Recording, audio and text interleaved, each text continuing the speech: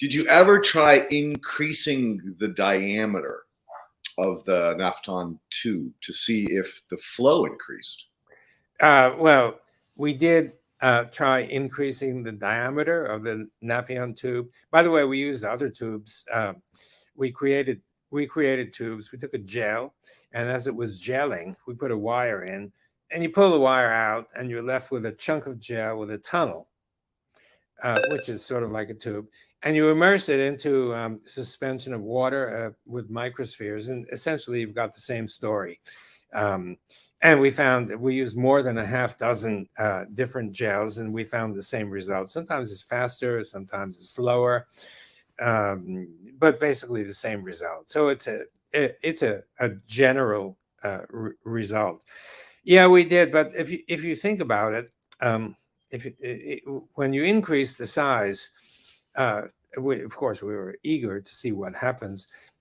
You don't get what you might reflexively think. You think that the larger the diameter, the more hefty the flow. It doesn't turn out that way, and the reason is the size of the exclusion zone.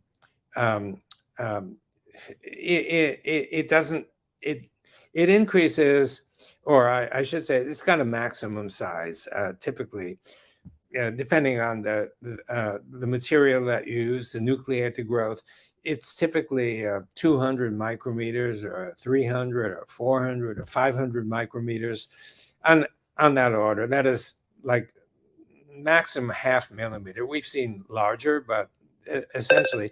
So you can make the tube a diameter half a mile, and you'll still get this 500 or 400 micrometer size annular exclusion zone just inside the tube. And then, as I said earlier, that as the EZ forms, protons are generated, and those protons go into the core of the tube.